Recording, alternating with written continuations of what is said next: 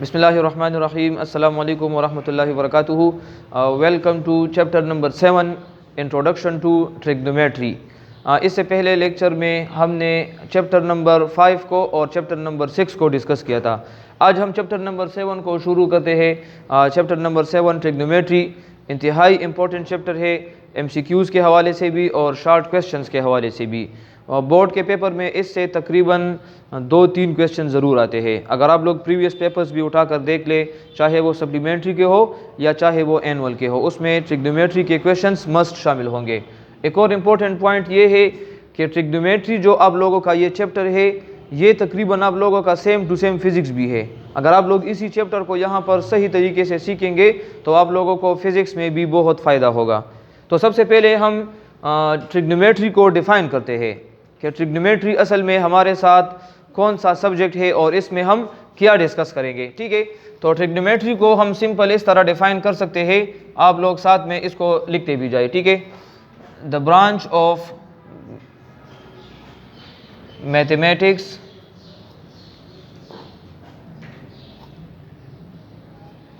in which we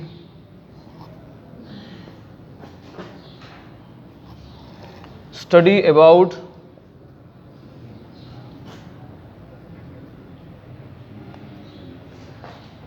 the relationship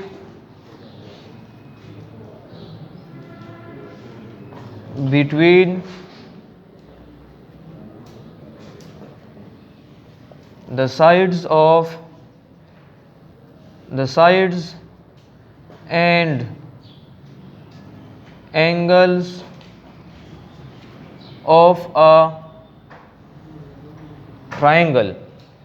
maths का वो branch जिसमें किसी भी ट्राइंगल के साइड्स और उसके एंगल्स के दरमियान जो रिलेशनशिप होता है, ठीक है, जो ताल्लुक़ होता है, उसको हम डिस्कस करेंगे। अब यहाँ पर लफ्ज़ आ गया ट्राइंगल, तो आप लोग पहले ट्राइंगल को समझ ले कि ट्राइंगल क्या है। Triangle is actually the shape having 3 sides and 3 angles. यहाँ आप लोग देखें, ये आप लोगों के साथ एक ट्राइंगल है। इस ट्राइंगल में अगर आप लोग देखें 1 2 3, इसके 3 साइड्स है। और अगर इसमें आप लोग एंगल्स देखें तो यहाँ पर ये एंगल नंबर A, यहाँ पर ये एंगल नंबर B और यहाँ पर ये एंगल नंबर C। 3 एंगल्स भी बनते हैं। अभी एंगल किसको कहते हैं? एंगल्स जब भी आपके साथ 2 लाइंस किसी एक कॉमन पॉइंट पर इस तरह टच करे। यहाँ देखें, ये 2 लाइंस है। अभी ये 2 लाइंस अगर इस तरह पड़े हैं तो इसको हम कहते हैं पैरेलल लाइंस। पैरेलल लाइंस में हमेशा एंगल 0 होता है। कितना? 0।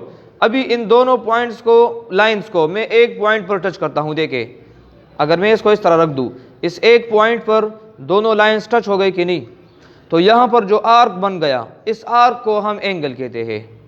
अगर मैं इस एक लाइन को इस तरह ऊपर ले जाऊं तो यहाँ पर वो आर्क इंक्रीज होता जा रहा है। आर्क से की ज्यादा की रो करना तो दीजिए कि एंगल को सीखी ज्यादा की बा। तो यहाँ पर देखें, अगर यहाँ पर एंगल 0 है तो यहाँ पर अब अभी एंगल 5 10 15 20 25 इस तरह इंक्रीज होता जाएगा। जब यहाँ पर इस तरह बिल्कुल स्ट्रेट लाइन बन जाएगा तो 90 एंगल बन जाएगा। कितना?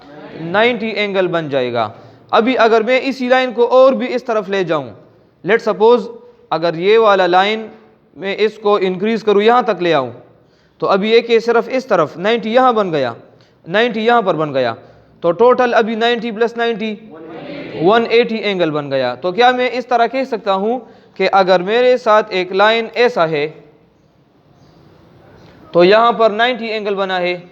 अभी अगर यहाँ पर एक और लाइन भी हो तो यहाँ पर 90 एंगल यहाँ भी बन जाएगा। अगर एक इसी लाइन को मैं और भी इस तरह इंक्रीज करता जाऊँ, यहाँ तक अगर ले आऊँ, तो फिर ये एंगल आप लाइन आपको इस तरह नजर आएगा। तो यहाँ पर 90 डिग्री और भी बन गया और यहाँ पर ऑलरेडी 90 डिग्री है। तो यहाँ पर एक पॉइंट है, इसको समझ ले। मतलब ये हो गया कि अभी इन दोनों लाइंस के दरमियान जो मैंने हाफ सर्कल ड्रा किया है, इस हाफ सर्कल में 90 + 90 180 डिग्री ऊपर बन गया और इसी तरह यहाँ से लेकर यहाँ तक 180 डिग्री यहाँ पर बन गया। तो 180 + 180 360 बन गया। तो एक और इम्पोर्टेंट पॉइंट भी सामने आ गया कि जब हम किसी लाइन को इस तरह सर्कुलर फॉर्म में रोटेट कर दे, बिल्कुल गोल सर्कल, गोल दायरा अगर मैं खींचूं तो वहां पर टोटल कितने एंगल्स पर कवर हो जाएंगे? 360 डिग्रीज कवर हो जाएंगे। यहां तक क्लियर है सबको? अच्छा, जब दो लाइंस इस तरह होते हैं इसको हम कहते हैं पैरेलल लाइंस, और जब दोनों लाइंस इस तरह हो के उनके दरमियान एंगल 90 होगा तो फिर उसको हम कहते हैं कि यहाँ पर ये दोनों लाइंस परपेंडिकुलर लाइंस है। क्या है? परपेंडिकुलर लाइंस है। अभी अगर हम स्पेसिफिक टू ट्राइंगल की बात करें तो यहाँ पर ट्राइंगल में 3 एंगल्स है ABC। ये बात अपने साथ याद रखें, कभी भी जब हम ट्राइंगल के इंटरनल तीनों एंगल्स को जमा करेंगे इरफान तो वहाँ पर 180 आएगा। किसी भी ट्राइंगल के अंदर तीनों एंगल्स को जमा करने से क्या आएगा? 180। अब यहाँ पर ये एंगल कितना है, कौन बता सकता है? 30। यहाँ पर मैंने क्या बताया कि जब एक लाइन इस तरह होता है, एक लाइन इस तरह होता है, कितना होता है? 90। तो 90 डिग्री तो ये वाला हो गया।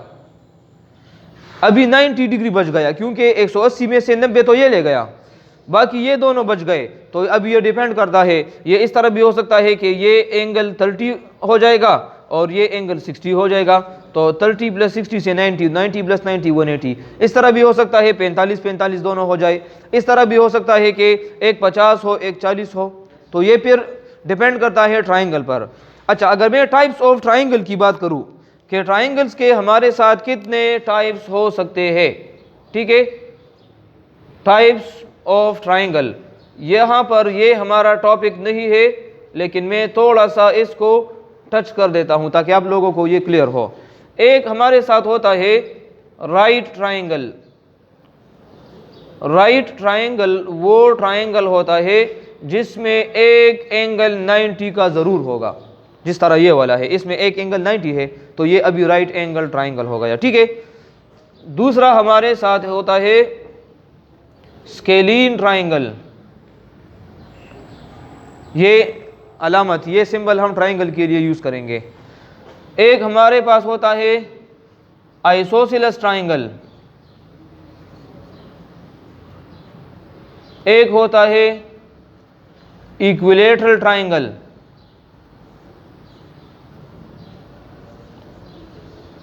समझ आ रही है? अभी स्केलियन ट्राइंगल वो होता है जिसमें तीनों साइड्स अनइक्वल होंगे, एक साइड 5 सेंटीमीटर का होगा, एक 7 सेंटीमीटर का होगा, एक 9 का होगा। आइसोसेलेस में 2 साइड्स इक्वल होंगे और एक साइड उन दोनों से डिफरेंट होगा, और इक्विलेटरल में तीनों साइड्स एक जैसे होंगे। अगर यहाँ पर ये साइड 2 सेंटीमीटर का है तो ये भी फिर 2 सेंटीमीटर का होगा और ये भी फिर 2 सेंटीमीटर का होगा। अगर इस तरह सिचुएशन आएगा, यहाँ पर अभी हम एंगल्स की बात नहीं कर रहे, साइड्स की बात कर रहे, अगर तीनों साइड्स इक्वल होंगे तो फिर हम कहेंगे कि ये इक्विलेटरल ट्राइंगल है। यहाँ तक सबको क्लियर है? ठीक है। अच्छा, अभी हम स्पेसिफिक टू चैप्टर नंबर 7 की अगर बात करें तो यहाँ पर हम ट्राइंगल की डिस्कशन करेंगे, क्योंकि डिफिनीशन में आप लोगों ने पढ़ लिया कि चैप्टर का नाम है इंट्रोडक्शन टू ट्रिग्नोमेट्री। ट्रिग्नोमेट्री में यहाँ देखें, ट्राई का मतलब है 3, ट्राई मीन्स 3, गोनो मीन्स कॉर्नर्स यानी एंगल्स, और मेट्री मीन्स मैयर, उसको पैमाइश करना, उसको नापना। यानी किसी भी ट्राइंगल के एंगल्स को या ट्राइंगल के साइड्स को मालूम करना, फिर उन दोनों के दरमियान ताल्लुक़ को देखना, रिलेशनशिप को देखना और उनको फिर मैयर करना, इसको हम कहते हैं ट्रिग्नोमेट्री। डिफिनीशन क्लियर हो गया सबको? अच्छा, अभी हम किसी भी सर्कल में या एंगल की बात करेंगे तो एंगल को हम कितने यूनिट्स में मेजर कर सकते हैं। एक्सरसाइज 7.1 में हम उसी को डिस्कस करेंगे, तो उसकी तरफ हम अभी आते हैं। यूनिट्स ऑफ एंगल लिखते जाए, शाबाश।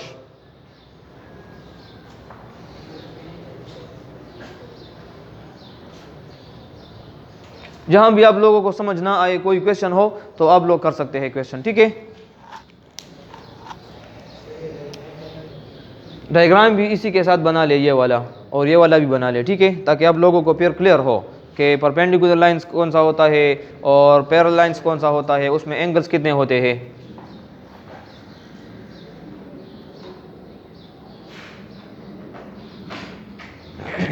अगर मैं आप लोगों से पूछूं कि यहाँ से लेकर वहाँ तक ये डिस्टेंस मुझे आप लोग मेजर करके दे दे, तो शायद इसमें से कोई बंदा इस तरह होगा कि वो मीटर में उसको नाप लेगा कि सर यहाँ से लेकर वहाँ तक ये 5 मीटर है।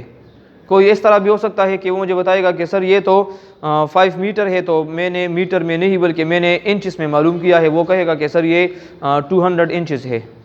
कोई बताएगा कि ये 700 सेंटीमीटर है, कोई बताएगा कि ये मिलीमीटर में है। तो सबका आंसर ठीक होगा या गलत होगा? सबका ठीक होगा, लेकिन आप लोगों ने यूनिट्स को डिफरेंट यूज़ किया होगा। कोई मीटर का यूनिट इस्तेमाल करेगा, कोई सेंटीमीटर का, कोई इंच का, कोई मिलीमीटर का। यहाँ तक क्लियर है ना? मतलब ये है कि लेंथ के लिए हम डिफरेंट यूनिट्स इस्तेमाल कर सकते हैं। पैमाइश चिकल मुंगू का लेंथ दपार मुंगा मुख्तलिफ यूनिट इस्तेमाल हो, सूख सेंटीमीटर इस्तेमाल, सूख मीटर इस्तेमाल, सूख इंच इस्तेमाल। द शांति कतासु तजुवी मचे द एंगल माल मालूम कही द एंगल सुमर दे। अगर आप लोगों ने किसी दोनों लाइंस के दरमियान एंगल को मालूम करना है तो एंगल के लिए भी आप लोग बिल्कुल उसी तरह कर सकते हैं। कभी एक यूनिट इस्तेमाल कर सकते हैं, कभी दूसरा यूनिट इस्तेमाल करेंगे, वो कभी तीसरा यूनिट। तो एंगल्स के टोटल कितने यूनिट्स है? 5 यूनिट्स है।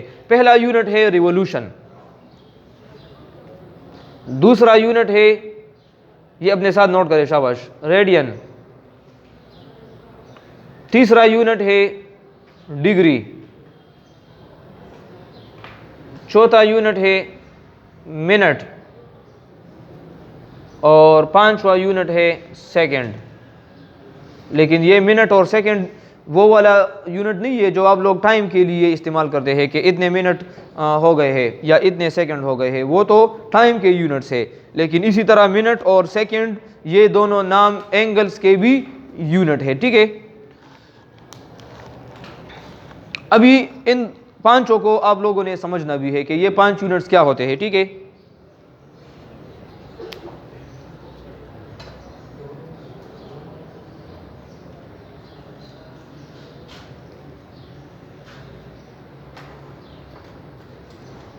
अच्छा, मैंने ये एक सर्कल बनाया है, बिल्कुल सही सर्कल तो नहीं है लेकिन आप लोगों के समझने के लिए है। ठीक है, अभी लिखना ज़रा बंद कर दे और यहाँ इस डायग्राम को समझने की कोशिश करें। शाबाश, यहाँ देखें, एक पॉइंट है ए पॉइंट, सही है, और इस ए पॉइंट से अगर मैं इस तरह मूव करना शुरू कर दूँ और वापस अपने पॉइंट पर आ जाऊँ तो क्या मैं इस तरह कह सकता हूँ कि मैंने एक मुकम्मल चक्कर लगा लिया ना? अभी इस एक लाइन को जब मैंने इस तरह रखा था और इसको मैं अभी इस पॉइंट को यहाँ पर इस तरह दोबारा रोटेट करके वापस यहाँ पर ले आता हूँ तो इसने पूरा कितने चक्कर लगाए हैं? एक चक्कर लगाया है। तो यहाँ पर अभी दरमियान में एंगल तो कवर होगा ना? ठीक है, जब कोई भी बॉडी एक कंप्लीट रोटेशन करे, एक कंप्लीट सर्कल को ये मूव करे, तो यहाँ पर बीच में जो एंगल बनेगा उसको फिर हम कहते हैं रिवोल्यूशन। ठीक है ना? तो इसको अभी हम एक रिवोल्यूशन कहेंगे। अगर इस घड़ी में आप लोग देखें, इसमें ये जो सेकंड्स की सुई है, टोल के नरे स्तंचे कम सेकंड्स वाला था, चिदार 12 नरा शुरू शी होता से 12 नरा शिरा शिरा शिरा शी 12 दराशी 1 रिवोल्यूशन कंप्लीट शो को दोबारा ब्याह दे राशि दोबारा ब्याह राशि 2 रिवोल्यूशन 11 हो सो न शू 3 रिवोल्यूशन। जब ये बॉडी कितने टाइम्स अपने आप को रिपीट करेगा उसको आप लोग कहेंगे कि ये इसने 1 रिवोल्यूशन कंप्लीट किया है, 2 रिवोल्यूशन कंप्लीट किया है, 3 रिवोल्यूशन कंप्लीट किया है। यहाँ तक क्लियर है ना? तो क्या मैं इस तरह लिख सकता हूँ कि 1 REV का मतलब क्या है? रिवोल्यूशन। 1 रिवोल्यूशन ये बराबर होता है 2 पाई r के बराबर होता है। 2 पाई r को हम कहते हैं सरकमफ्रेंस ऑफ अ सर्कल, यानी पूरा जो सर्कल होगा तो उसको हम कहेंगे कि ये 1 रिवोल्यूशन होगा। क्लियर है? अच्छा, रेडियन की तरफ देखें, गौर से देखें। इस सर्कल का अगर मैं कहूं कि ये हमारे पास क्या है, इसका सेंटर है, सेंटर से लेकर यहाँ तक जो लाइन होता है, जो डिस्टेंस होता है, उसको हम रेडियस कहते हैं। आप लोगों को पता है, ये आपके पास रेडियस है। अगर ये बॉडी ए पॉइंट से शुरू हो जाए और इतना फासला कवर करे जितना रेडियस है, अगर रेडियस 5 सेंटीमीटर का है और यहाँ पर ये इस तरह आ जाए और कितना डिस्टेंस कवर करे? 5 सेंटीमीटर। अभी यहाँ से इस पॉइंट के दरमियान आप लोग इस तरह एक लाइन लगाए, यहाँ पर बीच में देखे एक एंगल बन गया। ये एंगल जो है ये 1 रेडियन होगा। 1 रेडियन को समझ ले, 1 रेडियन एंगल कितना होगा जब कोई बॉडी सर्कल के सरफेस पर मोशन शुरू करे और इतना डिस्टेंस कवर करे जितना उस सर्कल का रेडियस होगा। अगर रेडियस 5 सेंटीमीटर है तो यहाँ पर 5 सेंटीमीटर कवर करना ज़रूरी होगा। अगर रेडियस सर्कल बड़ा होगा, अगर रेडियस 10 सेंटीमीटर है तो फिर वो हम 10 सेंटीमीटर यहाँ पर लेंगे और उस पॉइंट को आप लोग सेंटर के साथ मिला दें तो यहाँ पर जो एंगल बनेगा इस एंगल को हम क्या कहेंगे 1 रेडियन। समझ आ रही है ना? तो क्या मैं इस तरह लिख सकता हूँ कि 1 रेडियन, रेडियन को मैं RAD से लिखूंगा। 1 रेडियन ये बराबर होता है 57.3 डिग्री। अभी यहाँ पर आप लोग कहेंगे कि सर ये 57.3 डिग्री कहाँ से आ गया, इसको मैं अभी यहाँ पर एक्सप्लेन करूँगा। देखिए अभी इसको यहाँ पर गौर से दोबारा देखिए, शाबाश। ये मैं एक सर्कल को ड्रा करता हूँ। वारिद आप बताइए, अगर मैं इस सर्कल के इर्द गिर्द इस तरह एक लाइन ड्रा करूँ, यहाँ पर भी एक लाइन है और यहाँ पर, मतलब मैंने सेंटर में एक सीधा लाइन ड्रा कर दिया है। इस लाइन को हम क्या कहते हैं? डायमीटर कहते हैं। अगर सिर्फ यहाँ से यहाँ तक होगा तो वो रेडियस होगा, लेकिन अगर दोनों साइड पर होगा, ऊपर भी होगा नीचे भी होगा, तो ये एक डायमीटर होगा। इस डायमीटर ने सर्कल के कितने पार्ट्स बनाए हैं? 2। शाबाश। एक हिस्सा यहाँ पर होगा या एक हिस्सा यहाँ पर बैठ जाए। अब्दुल्ला अब बताए, अगर मैं एक डायमीटर और इस तरह ड्रा करूँ, अभी सर्कल के कितने हिस्से हो गए? शाबाश, 4 हिस्से हो गए। अवेश, अगर मैं एक और डायमीटर इस तरह बनाऊं, कितने हिस्से हो गए? 6 हिस्से हो गए। अनस, अगर मैं एक डायमीटर और इस तरह बनाऊं, 8 हिस्से हो गए। अगर मैं एक एक डायमीटर इसमें ड्रा करता जाऊं, एक एक डायमीटर इस तरह आप लोग इसको ड्रा करते जाए। यहाँ देखे, मैं आप लोगों को यहाँ पर एक कंसेप्ट की तरफ ले जा रहा हूँ। देखिए यहाँ पर एक डायमीटर, फिर यहाँ पर एक डायमीटर, अभी फिर इस तरह एक डायमीटर यहाँ पर, एक डायमीटर यहाँ पर, एक डायमीटर यहाँ पर। देखे इसको समझ ले, अगर मैं इसको इतने पार्ट्स में डिवाइड करूँ कि 360 हिस्से बन जाए, 360 कितने? 360 हिस्से अगर इसके बन जाए, 360 पार्ट्स, 360 पार्ट्स। अभी देखे, लेट सपोज आप लोग ये सोचे कि ये 360 बन गए। कितने बन गए? अगर मैं इसके एक्चुअल 360 हिस्से बनाऊंगा तो 2 करीबी लाइंस जो होंगे वो तो आपस में बहुत करीब करीब होंगे ना, उसका फासला क्या होगा? बहुत कम होगा। 360 हिस्से ये बन गए ना, लेट सपोज। अभी इसमें जो 2 करीब लाइंस है, यानी ये पॉइंट और ये पॉइंट, यहाँ पर जो दोनों लाइंस के दरमियान एंगल बनता है, इस एंगल को हम 1 डिग्री कहते हैं। कलची पयो सर्कल के 360 हिस्सी मुंग जुड़ी को आगा 360 हिस्सों के चिकम नजदीक 2 हिस्सी भी और द आगे 2 मंस की दलते चिकम एंगल जुड़ीगी न आगा एंगल तमुंगा ब्या 1 डिग्री ब्या मुंगा वायु उस पे शुई पे कना न पयो सर्कल की 100 डिग्री शुल 360 जगह 360 लाइंस थी पकी। तो एक सर्कल में हम कहते हैं कि 360 डिग्रीज है। अब यहाँ पर आप लोग देखें, यहाँ से लेकर यहाँ तक, इसमें तो डिग्री ज्यादा होंगे ना। यहाँ देखें, यहाँ से लेकर यहाँ तक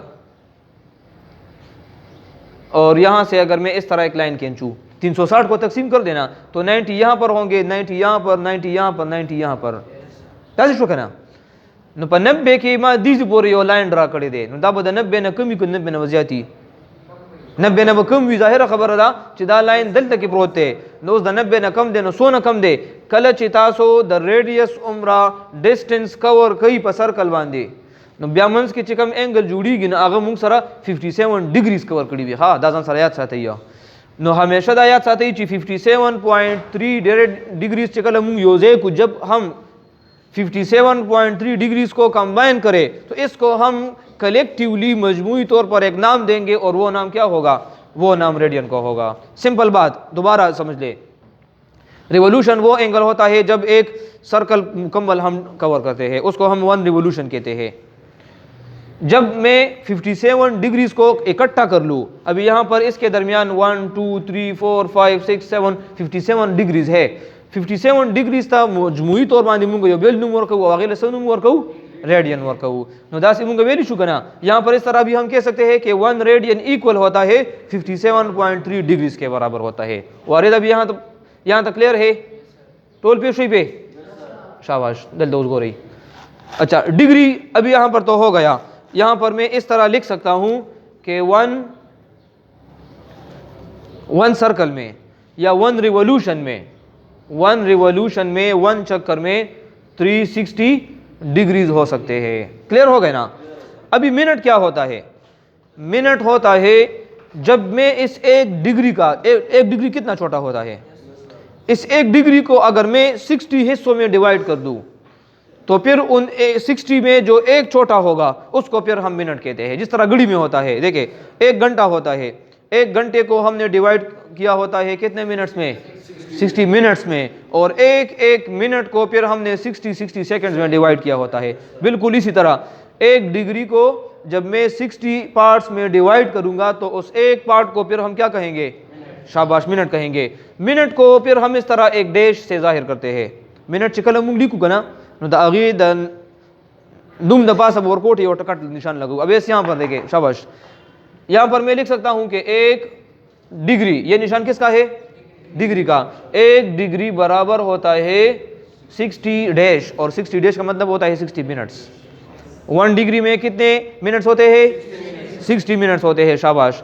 फिर अगर मैं एक मिनट को 60 में डिवाइड करूंगा तो फिर वो सेकंड होगा। इस तरह मैंने बता दिया। तो यहाँ पर क्या मैं लिख सकता हूँ कि 1 मिनट ये बराबर होता है 60, और सेकंड्स के लिए फिर हम डबल डैश लगाते हैं। यहाँ तक क्लियर है ना। अभी मैं कुछ फार्मूले डिराइव करना चाहता हूँ।